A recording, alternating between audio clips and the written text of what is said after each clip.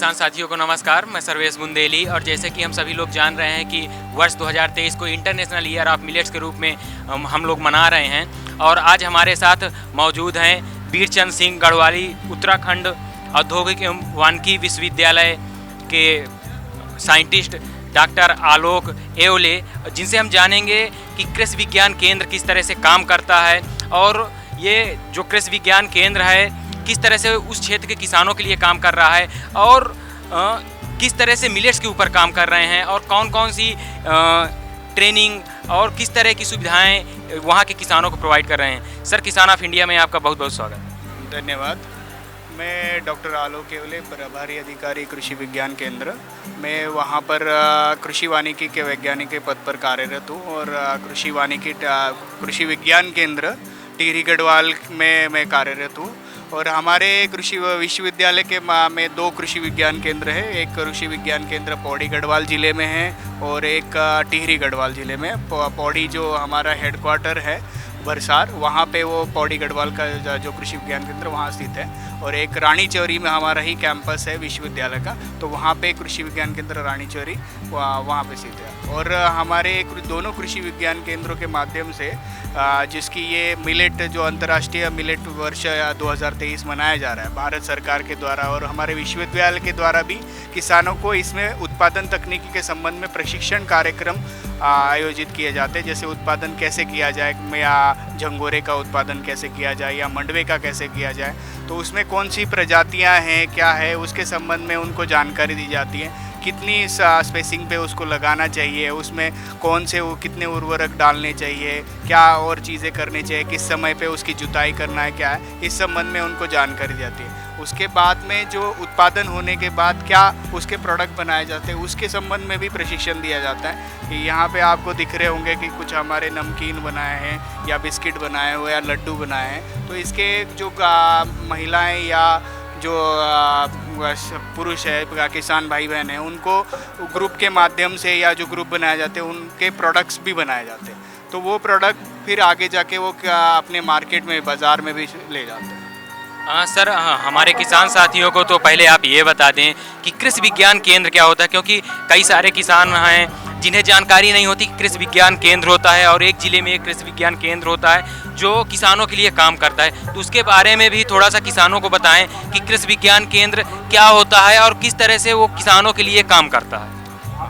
कृषि विज्ञान केंद्र ये भारत सरकार के द्वारा चलाई जा रही है एक परियोजना है, जिसके माध्यम से हर एक ज़िले में एक कृषि विज्ञान केंद्र स्थापित है।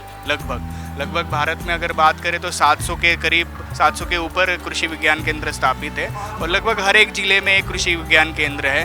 वो कहीं राज्य सरकार के जो कृषि विश्वविद्यालय है उनके अंतर्गत आते हैं, या कोई गैर सरकारी संस्थान होते हैं उनके अंतर्गत आते हैं, या जो भारतीय कृषि अनुसंधान परिषद है उसके अंतर्गत आते हैं। तो उसके माध्यम से ये उसमें जैसे कि उसके माध्यम से काम किसानों के लिए किया जाता है। जैसे कि कोई एक डॉक्टर का चिकित्सालय है, तो वैसे ही कृषि विज्ञान केंद्र ये क्या है कि फार्म साइंस सेंटर, मतलब वो विज्ञान की बात करने के लिए और किसानों की मदद करने के लिए किस तरह से आप उत्पादन करिए, किस तरह से आपके इसमें फसलों में बीमारी आ रही है या कीट आ रहे हैं, तो उसको किस तरह से आप मैनेज कर सकते हैं, प्रबंधन कर सकते हैं, उसमें कितने उर्वरक डालने हैं, क्या है उसके पोषण एकीकृत पोषण प्रबंधन पद्धति, उसके बारे में उनको जानकारी जाती है। नवीन प्रजातियों के बारे में जानकारी दी जाती है प्रशिक्षण के माध्यम से। उसके बाद हमारे इसमें ऑन फार्म ट्रायल करके एक होता है और डेमोन्स्ट्रेशन का प्रदर्शन होता है, तो उसके माध्यम से नई नई तकनीकों का प्रदर्शन किसानों के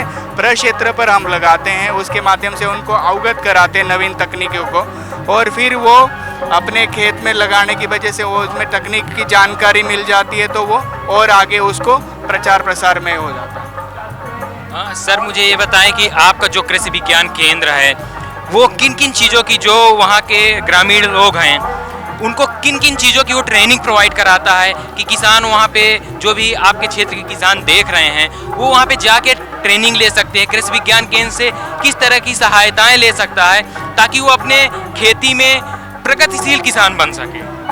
हमारे अगर कृषि विज्ञान केंद्र की बात करें रानी चौरी की, तो हमारे यहाँ पे हम उत्पादन तकनीकी सिखाने के बारे में ज़्यादातर प्रशिक्षण कार्यक्रम करते हैं, साथ में प्रोटेक्टेड कल्टीवेशन के बारे में जानकारी देते हैं।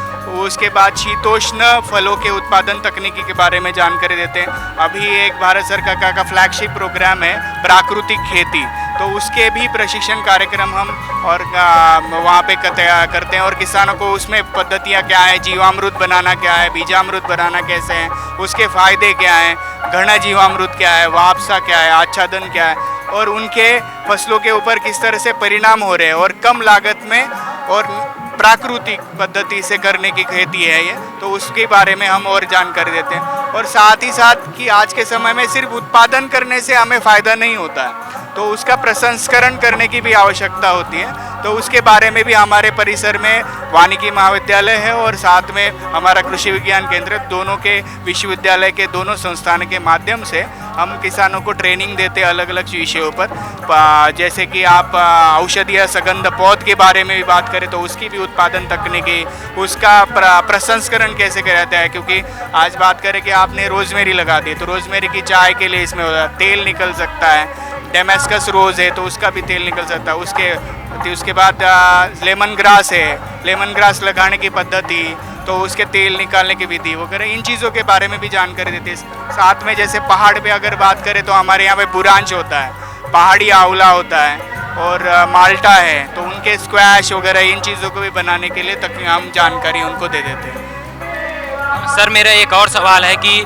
जो ये गढ़वाली क्षेत्र है यहाँ पे किस तरह की फसलों के लिए अनुकूल वातावरण है जो किसान आसानी से उगा सकता है और अच्छी इनकम जनरेट कर सकता है? अगर पूरे गढ़वाल की बात करें, आप पूरा गढ़वाल देखोगे तो इसमें बहुत सारे ज़िले आते हैं, जैसे देहरादून भी हो गया, हरिद्वार भी आ गया, पौड़ी भी जिला आ गया, चमोली आ गया, फिर टिहरी गढ़वाल आ गया, उत्तरकाशी आ गया, और ऐसे ये सारे ज़िले अलग अलग। इसमें जलवायु आप देखोगे तो इसका समुद्र स्थल पे और ऊपर तक बहुत हाइट तक भी 3000 मीटर से भी ऊपर का क्षेत्र आ जाता है। तो यहाँ पे बहुत कोई ऐसे है कि आप देखोगे कि तो वो घाटी क्षेत्र भी है, तो उसमें गर्म इलाके की आप आम भी लगा सकते हैं, नींबू है, नींबू बहुत ज़्यादा मात्रा में अलग अलग जगह पे लग रहा है, उसके साथ माल्टा वगैरह है। फिर ऊपर वाले जो इलाके हैं 1000 मीटर 1200 मीटर के ऊपर, वहाँ पे आपके आड़ू हो गया, खुमानी हो गया, उसके बाद में सेब वगैरह है। आजकल ऐसी सेब की प्रजातियाँ हैं जो कि लगभग कम उनको चिलिंग रिक्वायरमेंट है, लो चिलिंग की रिक्वायरमेंट है, तो उनको भी आपके आम के लोगों को उसके बारे में उत्पादन तकनीक के बारे में जानकारी दे रहे हैं। जैसा कि सर ने हमें बताया कि जो कृषि विज्ञान केंद्र होता है उसके माध्यम से आप अपने ज़िले में जाइए, आप अपने ज़िले में जाके कृषि विज्ञान केंद्र से संपर्क करके ट्रेनिंग ले सकते हैं और अपने इंटरप्रेन्योर को डेवलप कर सकते हैं। आप प्रगतिशील किसान के रूप में प्रगतिशील किसान बन सकते हैं। सर, किसान ऑफ इंडिया से जुड़ने के लिए आपका बहुत बहुत धन्यवाद। धन्यवाद। किसान ऑफ इंडिया के YouTube चैनल को सब्सक्राइब करने के लिए नीचे दिया हुआ सब्सक्राइब बटन दबाएं और किसान ऑफ इंडिया से जुड़े सभी अपडेट्स को पाने के लिए बेल आइकॉन दबाना ना भूलें। जो है आपके आसपास, आपके शहर का खास, वो दिखाएगा आपको DNN 24, आपका अपना डिजिटल न्यूज नेटवर्क। तो फिर कीजिए लाइक, सब्सक्राइब और फॉलो।